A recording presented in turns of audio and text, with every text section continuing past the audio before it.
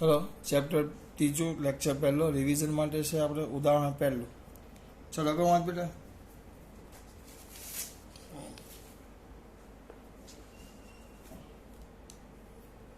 रकम किंजल वांच वांधो नहीं।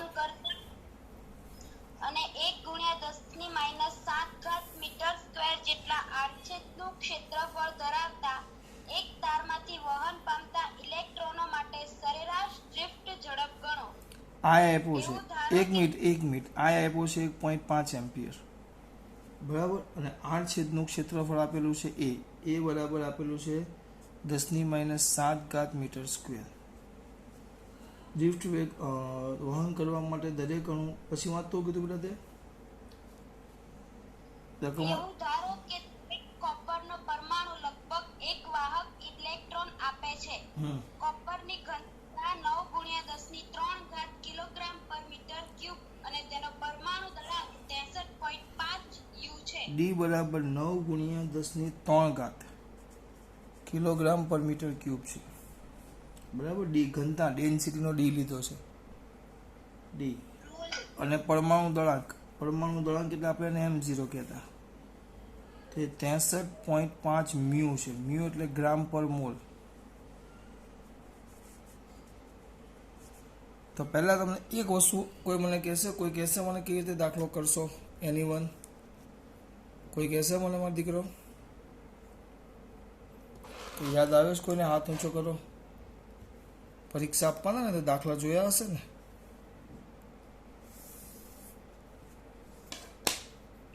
બોલ ટોડિયા રવિ। નવી મમ્મીનો ડીએનએ પરથી આપણને n મળી છે। Very good. આમાં બોલવાની ચાવી મેં આપેલી શું લખવાનું નવી મમ્મીનું ડીએનએ કેવી રીતે લખવાનું બોલો n એટલે સંખ્યા આવે સંખ્યા n બરાબર નવી મમ્મીનું ડીએનએ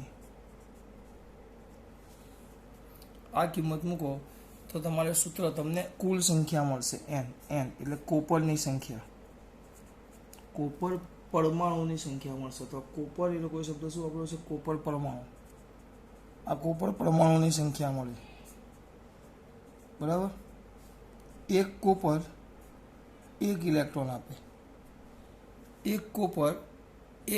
આપે તેનો મતલબ શું થયો કે ઇલેક્ટ્રોનની સંખ્યા એ કોપરના પરમાણુની સંખ્યા જેટલી થઈ ગઈ।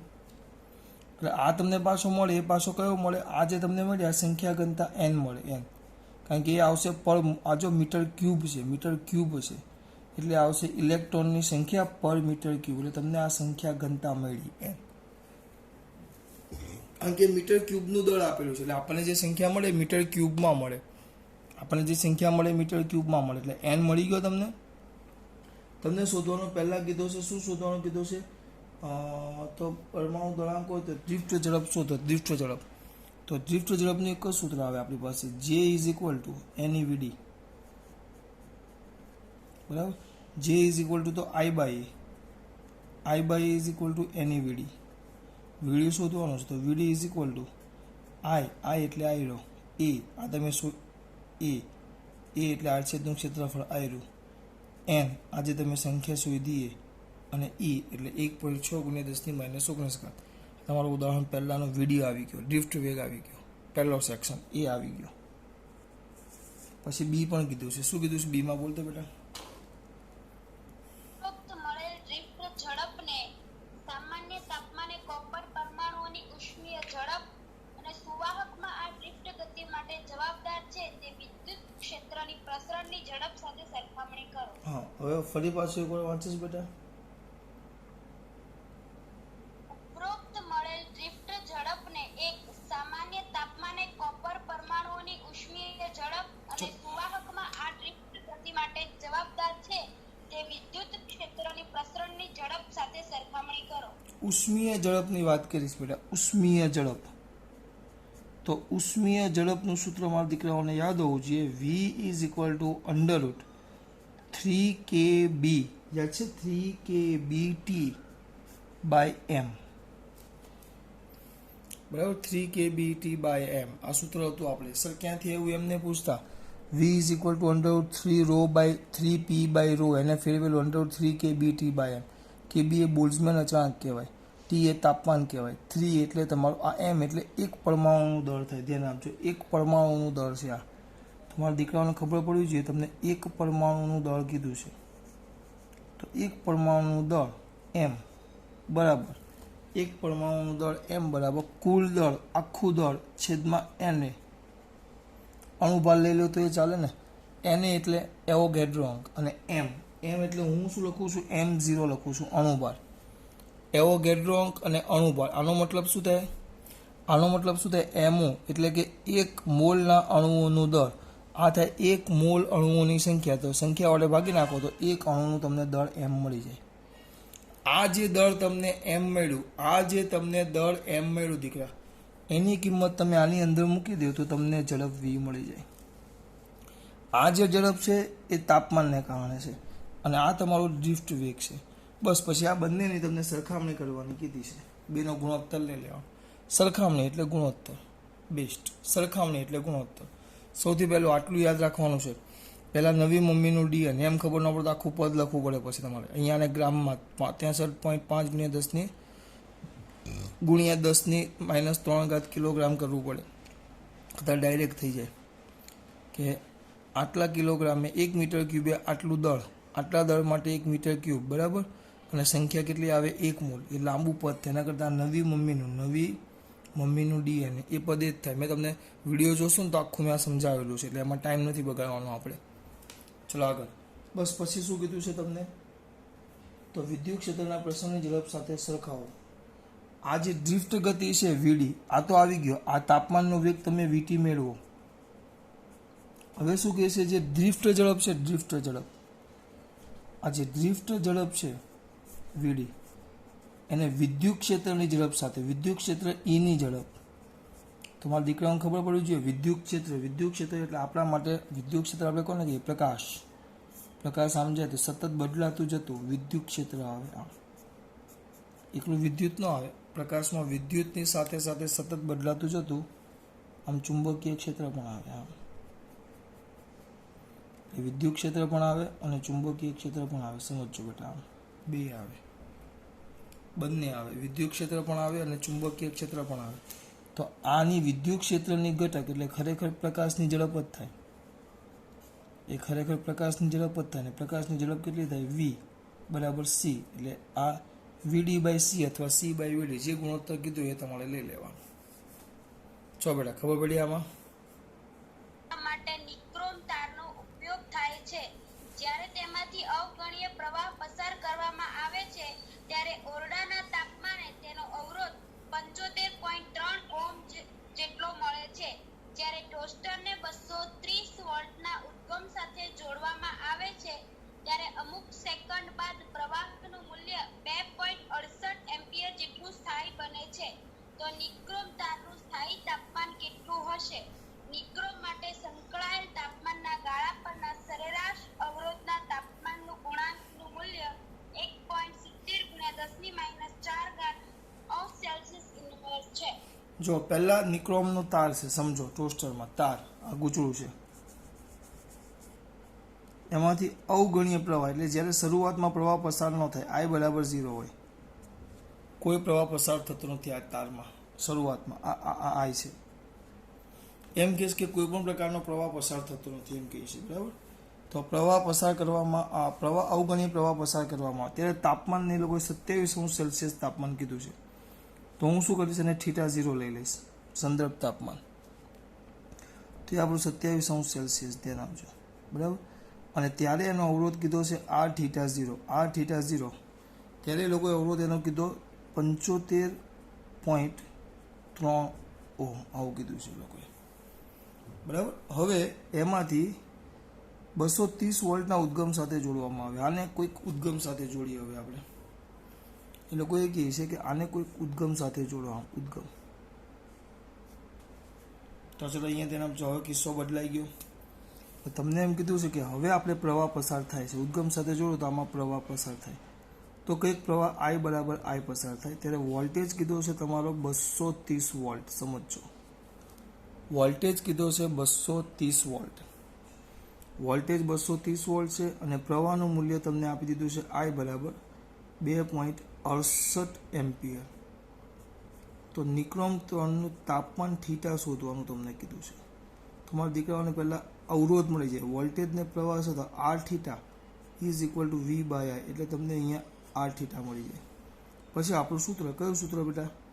R theta is equal to R theta 0 કૌંસમાં 1 પ્લસ આલ્ફા કૌંસમાં થીટા માઇનસ થીટા 0 પૂરું. આ સૂત્રનો ઉપયોગ કરવાનો. વાર્તા પૂરી. હા, પણ આમાં આલ્ફાની કિંમત તમને આપી હશે. આલ્ફા આપેલા છે 1.7 ગુણ્યા 10⁻⁴. આલ્ફાની કિંમત છે આપણી પાસે. આ જે આલ્ફા છે એ આલ્ફાની કિંમત છે 1.7 ગુણ્યા 10⁻⁴ સેલ્સિયસ ઇન્વર્સ. દાખલો પૂરો. આમાં વિચારવાનું કોઈ છે જ નહીં. ગમે ત્યારે પૂછાય. આ આવડવો ને આવડવો અને આવડવો જ જોઈએ. પછી ઉદાહરણ 4. ચલો રકમ વાંચો. ઉદાહરણ 4. પ્લેટિનમ અવરોધ ધરાવતા થર્મોમીટરમાં રહેલા પ્લેટિનમ તારનો અવરોધ બરફના તાપમાને 5 ઓહ્મ અને વરાળના તાપમાને તે 5.23 ઓહ્મ છે. જ્યારે થર્મોમીટરને હીટ બાથમાં ડુબાડવામાં આવે છે ત્યારે પ્લેટિનમ તારનો અવરોધ 5.795 ઓહ્મ મળે છે. તો બાથનું તાપમાન ગણો. એક બરફ કીધું છે, એક વરાળ કીધું છે. મેં આમ કિસ્સા જ પડ્યા, બરફ, વરાળ અને હીટ બાથ, એમ 3 કિસ્સા મારા મગજમાં છે. આ કેમ યાદ રાખવું એના માટે છે. બરફ, વરાળ અને હીટ બાથ, આમ 3 મુદ્દા મારા મગજમાં છે. બરફ તો બરફનું જે તાપમાન છે એ ખબર પડવી જોઈએ 0 સેલ્સિયસ, એટલે થીટા 0 બરાબર 0 સેલ્સિયસ. અને ત્યારે અવરોધ કેટલો કીધો બેટા? તે 5 ઓહ્મ. પછી વરાળ ને હીટ બાથ 2 કિસ્સા છે. વરાળ ને હીટ બાથ એ 2 કિસ્સા છે. મારા દીકરા જો વરાળને પકડે, વરાળ ને હીટ બાથ ને 2 ને પકડો તો વરાળનું તાપમાન તમારા માટે થીટા 1 કહી દઉં. તો થીટા 1 તમારું છે 100 સેલ્સિયસ તાપમાન. ત્યારે અવરોધ આર થીટા 1 છે કેટલો હશે બેટા? 5.23 ઓહ્મ. હા, 5.23 ઓહ્મ. અને પછી હીટ બાથમાં મૂકો ત્યારે આર થીટા 2 તમને અવરોધ આપેલો છે, એ આપેલો છે 5.795. તો ત્યારે ત્યારે તમને થીટા 2 શોધવાના કીધા છે. તમે કઈ ચિંતા કરવાની જરૂર નથી. આના પરથી તમારે 2 સમીકરણ બનાવવાના. એક તો આ 2 પરથી એક સમીકરણ બનાવવાનું અને એક આ 2 પરથી. તો પહેલું સમીકરણ તમે બનાવો. અહીંયા પહેલું સમીકરણ, તો પહેલું સમીકરણ આવું આવે. કયું આવશે બેટા? R theta 1 is equal to R theta 0 કૌંસમાં 1 plus alpha theta 1 minus theta 0. ચલો જો અહીંયા ધ્યાન આપજો. તમારી પાસે મોટા ભાગે જો આર થીટા 0 છે, આલ્ફા નથી, આર થીટા 1 છે, થીટા 1 થીટા 0 છે. તો તમને આના પરથી આલ્ફા મળી જશે. આના પરથી આલ્ફા મળી જાય. પછી આ અને આ, પહેલું અને આ, બરફ અને હીટ બાથ. બરફ અને હીટ બાથની વાત કરું તો એનું સમીકરણ બીજું બનાવો. તો બીજું સમીકરણ બનાવો તો શું થશે બેટા? R theta 2 is equal to R theta 0 કૌંસમાં 1 plus alpha theta 2 minus theta 0. ચલો કઈ કઈ વસ્તુ છે મારી પાસે? સર તમારી પાસે આર થીટા 2 છે, આર થીટા 0 છે, 1 છે, આલ્ફા આ ઉપરથી શોધ્યો એ છે, થીટા 0 પણ છે. તો આ મને મળી જાય. દાખલો પૂરો. આટલું યાદ રાખવું છું બેટા. આટલા વર્ષોમાં મારા મગજમાં આટલું જ છે. ઉદાહરણ 4 આવે એટલે આટલું છે મારા મગજમાં. બીજા કોઈ જફા બફામાં હું પડતો નથી બેટા. ઉદાહરણ 4 તો વિપુલ પટેલના મગજમાં આટલું છે, ધ્યાન રાખવાનું. બરાબર. હવે ઉદાહરણ 4 તો વિપુલ પટેલના મગજમાં આટલું છે. પાછળના દાખલા બીજા બધા છે, પણ એક કામ કરીએ, એના પછીનું છે ને, આ તમારી આકૃતિ છે. આ કેટલા ઓહ્મ છે? 4 ઓહ્મ. આ 4 ઓહ્મ. ટૂંકમાં આમ લખું છે, ગીચડો નથી કરતો. આ 1 ઓહ્મ, આ 12 ઓહ્મ, આ 6 ઓહ્મ, 16 વોલ્ટ અને 1 ઓહ્મ. આમ છે. બરાબર. ચો પહેલા શું કઈ કઈ વસ્તુ શોધવાની કીધીશ મારા દીકરાઓ, બોલો ફટાફટ. બાકી બધું આવી ગયું. રકમ આ દીકરા. આકૃતિમાં દર્શાવ્યા મુજબ 1 ઓહ્મનો આંતરિક અવરોધ ધરાવતી 16 વોલ્ટની બેટરી સાથે અવરોધોનું એક નેટવર્ક જોડેલ છે. એ નેટવર્કનો સમતુલ્ય અવરોધ ગણો. નેટવર્કનો સમતુલ્ય અવરોધ પહેલા અહીંયા ધ્યાન આપો. કયો અવરોધ કીધો? સમતુલ્ય. ખાલી નેટવર્કનો સમતુલ્ય અવરોધ કીધો છે. એટલે આ પાછું આમ બોક્સ કર્યું છે. આ બોક્સ શોખનું નથી કર્યું, કલર અલગ છે એટલે તૂટક નથી દોરતો. તૂટક રેખા એટલે આ બેટરી દર્શાવે, આખું આ બેટરી દર્શાવે, એ ધ્યાન રાખજો. એટલે નેટવર્કનો સમતુલ્ય અવરોધ એટલે આ નો આવે, આ બેટરીનો છે એ નો આવે. નેટવર્ક એટલે આટલો ભાગ જ આવે. તો આટલો ભાગ આવે તો ફટાફટ કરી નાખું. ચલો પહેલાં એકદમ સ્પીડમાં 4 ને 4 બે સમાંતર. સમાંતર તો ડાયરેક્ટ સમાંતર આવે તો એને હું નંબર નામ આપી દઉં છું R'. R' એટલે 4 4 4 છેદમાં 4 વત્તા 4 ચોકે ચોકે 16 છેદમાં 8 એટલે 2 ઓહ્મ. R' આવ્યો 2 ઓહ્મ. પછી R', 12 અને 6 બે સમાંતર છે. 12 અને 6 સમાંતર છે. તેને હું R' કહી દઉં. તો R' એટલે કેટલા થાય બેટા? 12 ગુણ્યા 6 છેદમાં 12 વત્તા 6. 12 છંગ 48. 12 છંગ કેટલા થાય? એવું થાય? હા 72 ના છેદમાં 18. બોલો કેટલા થાય? હું જોતો તો જાગોશ કે નહીં એમ. હે 4. R' મળી ગયો. R' મળી ગયો. અને આ વચ્ચેનો આપણો R લઈ લ્યો. R'. તો આ કેટલા? 1 ઓહ્મનું છે. જો સમજો. 2 વત્તા 4 વત્તા 1 એટલે એ થઈ જાય તમારા 7 ઓહ્મ. સમતુલ્ય અવરોધ આવી ગયો. અને એમને પણ થાય તો તમારી માટે ટાઈમ પાસ કર્યો. 4 ને 4 બે સમાંતર છે એટલે અડધા થઈ જાય સરખા હોય તો. 2 6 અને 2 12 છંગ 72 ના છેદમાં 18 એટલે કેટલા? 4. 4 ને 2 6 ને 1 7. શ્રેણીમાં 7 થઈ ગયા. ચાલો પછી આગળ પરિપથમાંથી વહેતો પ્રવાહ. અહીંયા ધ્યાન આપો. પરિપથમાંથી વહેતો પ્રવાહ કીધું. તો મારા દીકરાઓને પ્રવાહ એટલે ખબર. પ્રવાહને આપણે I કહીએ. I બરાબર V/R. V/R એમ લખો. V નો લખો હોય તો આપણે લખીએ એપ્સાઇલોન છેદમાં બધો અવરોધ એટલે R બધો જ અવરોધ એટલે R પ્લસ R. એપ્સાઇલોન તમારો છે 16 વોલ્ટ. આ સમતુલ્ય અવરોધ 7 અને બેટરીનો અવરોધ 1 એટલે 16 છેદમાં 8 એટલે 2 એમ્પિયર. એટલે આમાંથી જતો પ્રવાહ તમને મળી ગયો. આમાંથી જે પ્રવાહ પસાર થાય છે એ મારા દીકરાઓને મળી ગયો 2 એમ્પિયર. જો ધ્યાન આપજો. આ 2 એમ્પિયર. અહીંયા આવ્યો 2 એમ્પિયર. હવે હું એમને તમને ડાયરેક્ટ શીખવાડી દઉં. ચલો 2 એમ્પિયર આવ્યો. આ બંને 4 4 છે તો અહીંયા ધ્યાન આપજો. ડાયરેક્ટ કરી નાખી. ડાયરેક્ટ હું તમને શીખવાડું. બંને 4 4 છે તો 2 ભાગમાં વહેંચાય. આ પણ 4 ને આ પણ 4 સરખા હોય તો બંનેમાં પ્રવાહ એક સરખી રીતે વહેંચાય. એક સરખી રીતે એટલે અહીંયા 1 એમ્પિયર આવે, અહીંયા પણ 1 એમ્પિયર આવે. ધ્યાન રાખજો. બંનેમાં પ્રવાહ 1 એમ્પિયર આવે. બંનેમાં પ્રવાહ 1 એમ્પિયર આવ્યો. બિંદુનું નામ આપ્યા છે. બિંદુના નામ આપ્યા છે. અહીંયા ધ્યાન આપો. આ આપ્યો છે A અને આ આપ્યો છે B. પછી આ છે C અને આ છે D. હવે મેં એવું કર્યું બંનેમાં પ્રવાહ વહેંચી નાખ્યા. તો તમને AB વચ્ચેનો વિદ્યુત સ્થિતિમાનનો તફાવત કીધો છે. તો નાના છોકરાને ખબર પડે VAB કીધો છે તમને. VAB તો VAB એટલે કઈ ને પસાર થતો પ્રવાહ. A અને B વચ્ચે પસાર થતો પ્રવાહ VAB એટલે આપણે એમ લખાય કે IAB ગુણ્યા RAB. AB વચ્ચેનો અવરોધ. A અને B માંથી પસાર થતો પ્રવાહ અને AB વચ્ચેનો અવરોધ. તો ચલો કેટલો પ્રવાહ પસાર થાય AB વચ્ચે?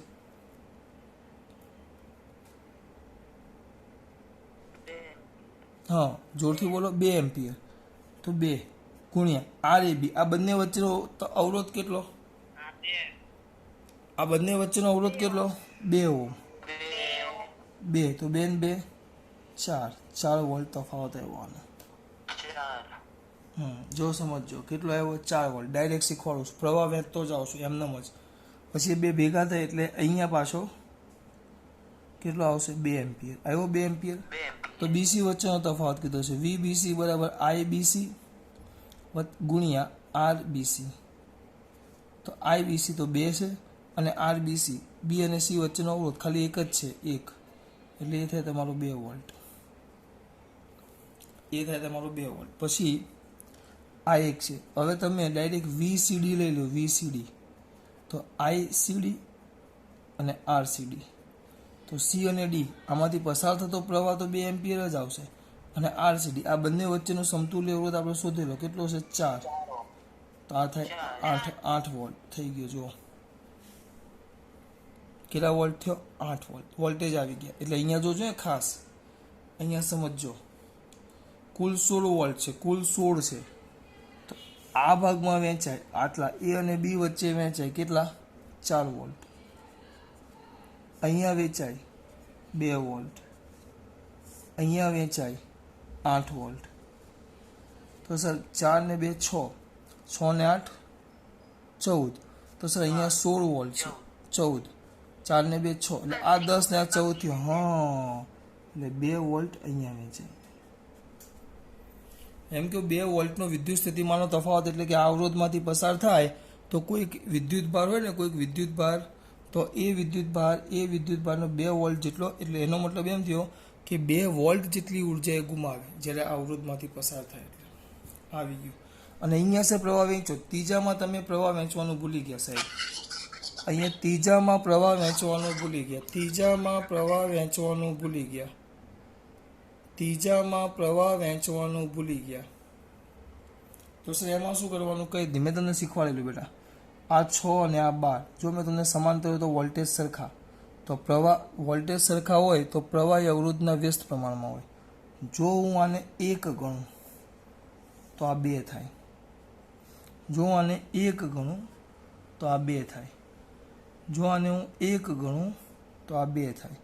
તો આપણો જે પ્રવાહ 2 એમ્પિયરનો છે, 2 એમ્પિયરનો આપણો પ્રવાહ 2 એમ્પિયરનો છે, એટલે 1 તો 2, તો આના કરતાં આનો અવરોધ 1 ગણો, તો આમાં પ્રવાહ જેટલો જશે, આ અવરોધ ઓછો, તો આમાં પ્રવાહના 2 ભાગ જશે અને આમાં પ્રવાહનો 1 ભાગ જાય.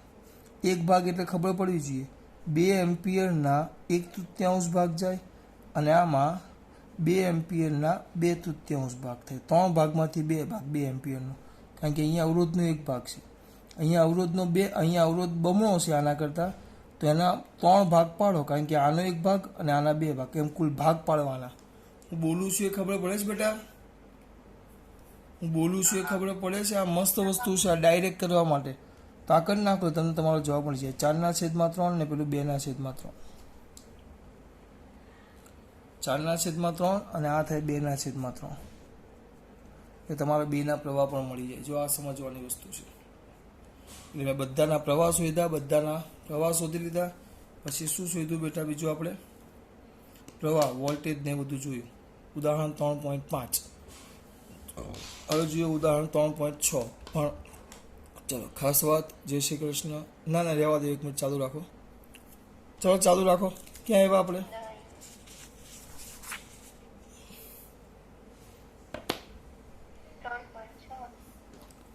3.6.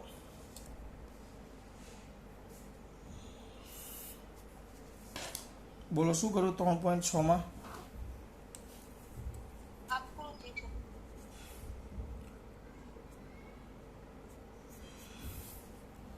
ઉદાહરણ 3.6 છે બેટા, સમજજો મારા દીકરા. આકૃતિ મેન છે, તો એમાં કેવું આવે? આમ આવે જો.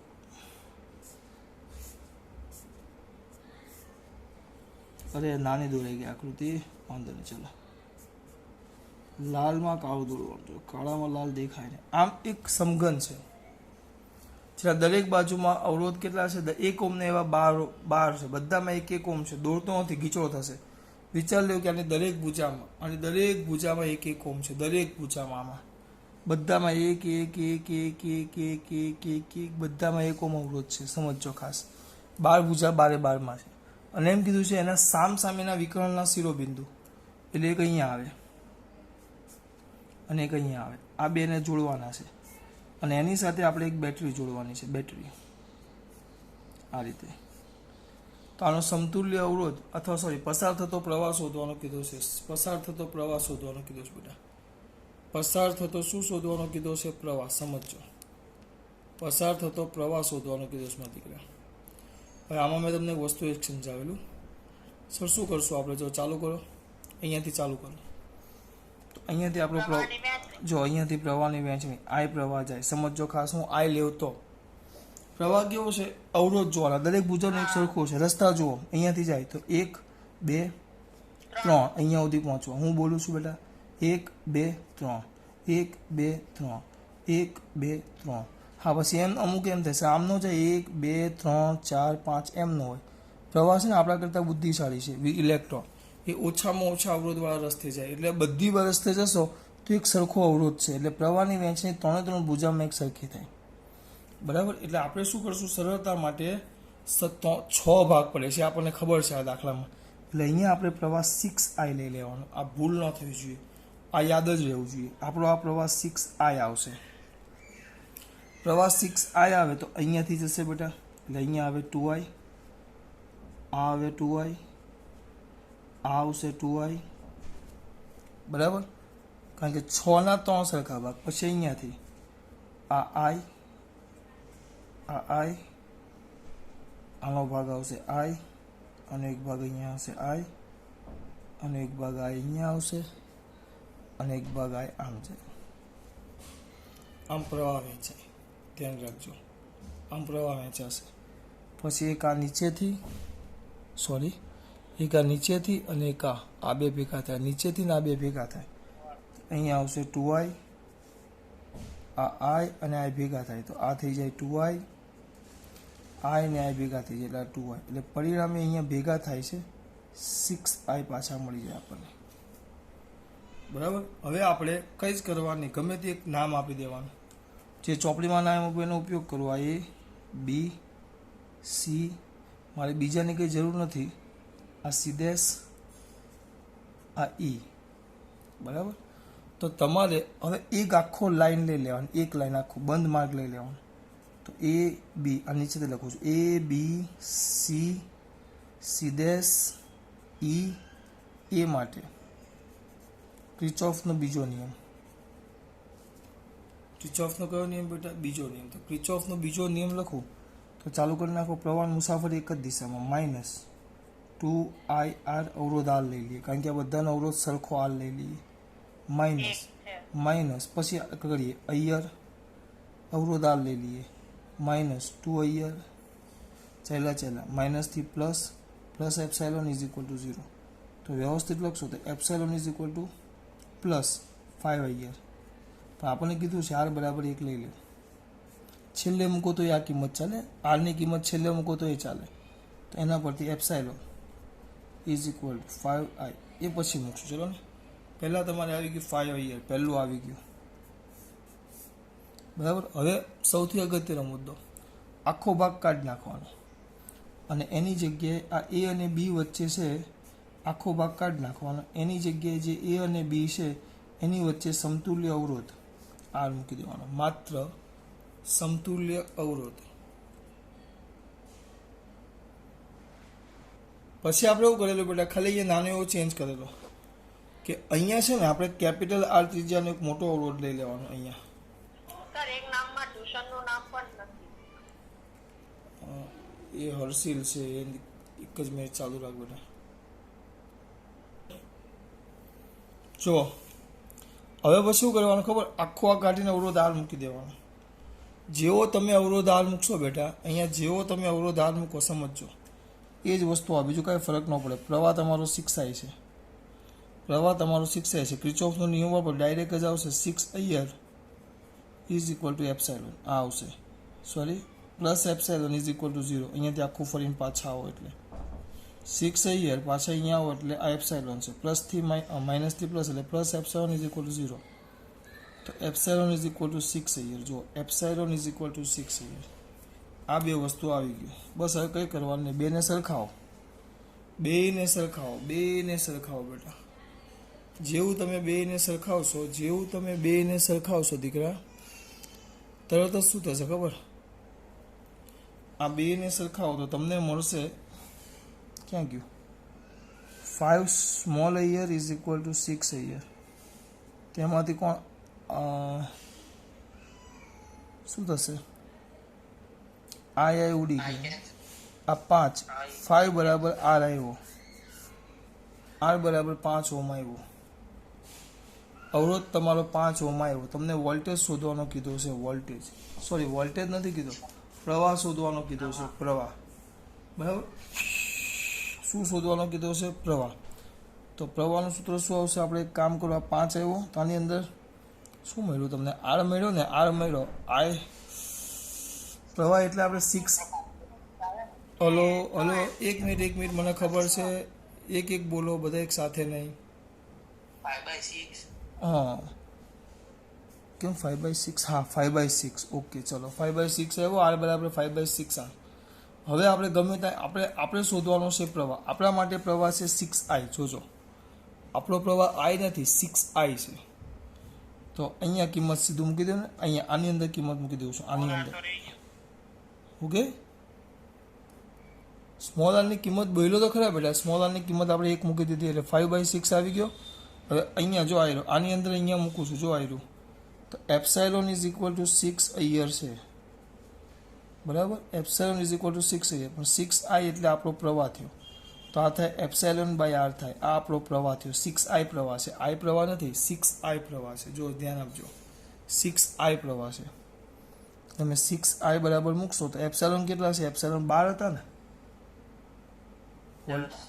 એપ્સાઇલોન 10. શ્યોર? એપ્સાઇલોન 10, તો 10 છેદમાં એપ્સાઇલોન 10, તો I બરાબર 10 છેદમાં 6.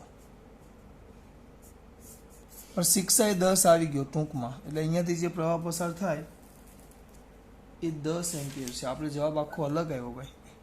કેપિટલ આર બાકી ને છેદમાં હજી 10/5 5/6 60/5 12 આવે ને 5. હા કેમ આમ કિંમત મૂકવામાં ભૂલ કરું છું? કેમ? અહીંયા જો એપ્સાઇલોન કેટલા છે? 10. અને આર કેટલા છે? 5/6. ઓકે, બરાબર ઇન્ટુ આવશે 6I. તો 6I બરાબર 6 ઉપર જશે, 8 દુ 10, 6 ઉપર એટલે 12 આવશે. 12 આવી ગયો, 12 એમ્પિયર પ્રવાહ, 12 એમ્પિયર આવે, 12 એમ્પિયર. 6I બરાબર 12 એમ્પિયર આવે, થઈ ગયો. ચલો પછી કયો છે બેટા? પછી તમારે હા હવે થોડાક મોટા દાખલા છે, 1 મિનિટ. ચલો, ખાસ વાત. જય શ્રી કૃષ્ણ.